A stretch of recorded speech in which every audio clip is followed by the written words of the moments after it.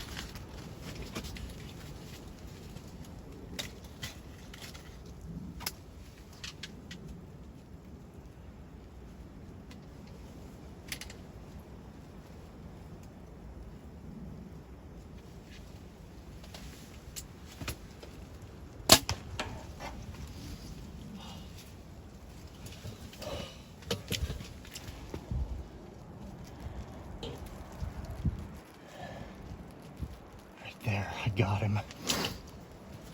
Took 2 shots. Shot was a little further back than I wanted. I took out his legs. But I mean, he was bleeding hard. You can see the blood trail here.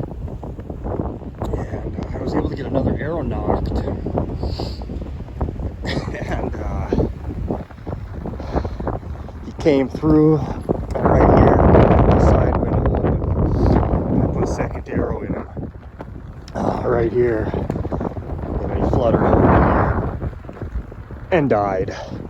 And let me tell you, that wind is cranking and it is cold, but we are tagged out, and something I did not expect up here in northern Minnesota. Especially, we don't have a ton of birds up here.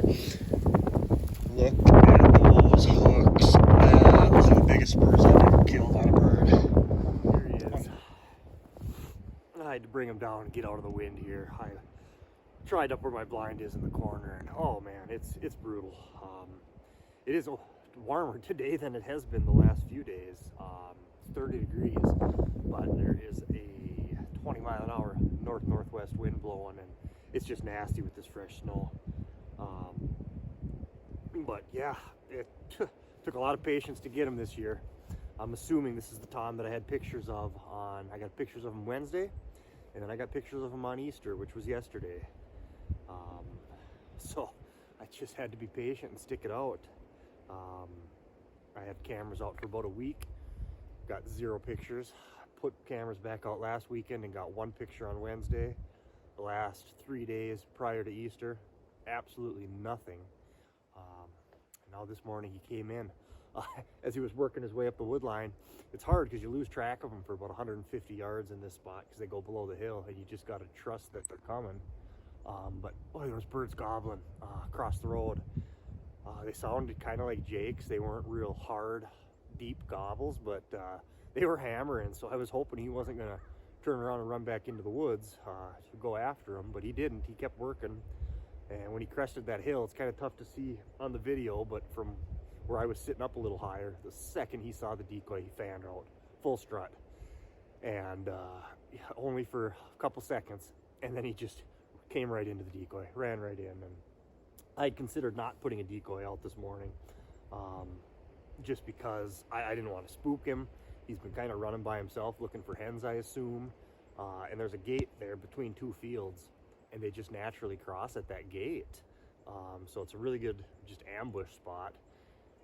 So I almost didn't put the decoy out, but I did, just because I did not want him picking me off, even in that blind, trying to draw. I put on all black this morning. I don't even wear my vest when I'm in the blind. I drape it on the back of the chair. And I drew, and I poked around the side of that window, and he was so focused on this, he never saw me. I hit him a little far back on the first shot, hit him through the top of the drumsticks, and I mean, there's a blood trail on top of that hill like you wouldn't believe, so he was definitely down on the first shot, but he couldn't run. I cut, I think, the bottom 4 flight feathers off of this wing. He couldn't fly, couldn't run, so I went ahead and put another arrow in him and hit him right at the base of the wing, broke that wing, and drove back into his rib cage with the second arrow. So it took 2 shots, but we got him. Just a crazy morning, and beautiful turkey, great big hooks on him here. I'll get some pictures of the spurs on his bird, but I mean, boy, 1 3/8 spurs, probably not 1.5 inches, but they're big for around these parts anyway. So we're tagged out in Minnesota. Now I can get some cameras out, relax, and hopefully find some birds for my son. 4 days of hunting. This was my home. Little buddy heater. Pack myself a sandwich every day. Box call, mouth call, and my bow. And it has been cold. It has been just brutal. By far the coldest temperatures I've ever experienced turkey hunting. This buddy heater, I don't know how else you do it. We had below zero wind chills on Thursday morning, my first morning hunting. It was -1. I think the actual air temperature was 12 or 14 degrees, and with 20-mile-an-hour wind, it was just bad. The next day, the wind chill was 1 above. I think the temperature, as you can see my window flapping back here, we're a little warmer on Friday, but still just brutal winds and snow. I heard these birds gobbling from the roost on Thursday morning because it was calm at daybreak. Ever since then, the wind has just blown like crazy. I came out and hunted Saturday morning out here, and my youngest son got a double ear infection. Wife had to bring him into the doctor, so I had my other 2 boys with me, and we went and drove. We checked some public land. We found fresh turkey tracks and found where there were birds, and I was actually planning on hunting there. This morning I walked back into, after my wife got home, big chunk of public. Didn't find any tracks. I walked 4.5 miles, didn't find a single track. Came back out here Easter morning yesterday. I couldn't hunt.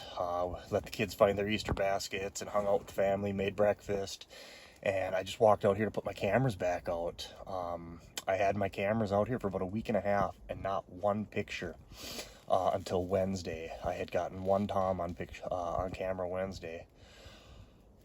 So it's just been a long week with very little bird activity, and wouldn't you know, Easter morning, there were fresh tom tracks right across the front of my blind.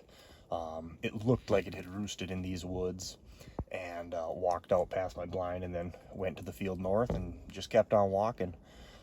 Single set of tracks all by itself, which, you know, that's what a lot of these toms do at this time of year, is they get out and they wander.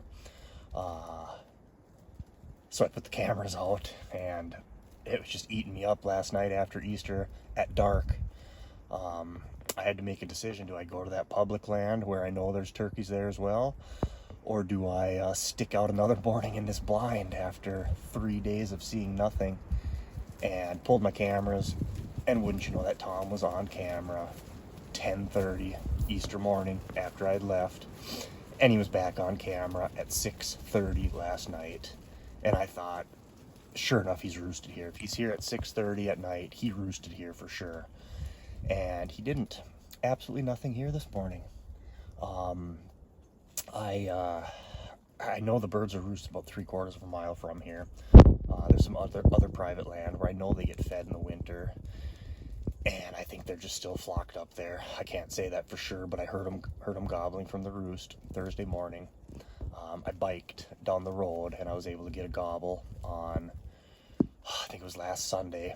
So I knew there were birds there. I knew it was a matter of time before, the snow melts and we actually get a normal springtime weather. And I knew the birds would move. But boy, it's tough when you're not seeing anything. This is the only turkey I have seen in 4 days of hunting. That takes a little, a little mental toughness to stick it out for that amount of time.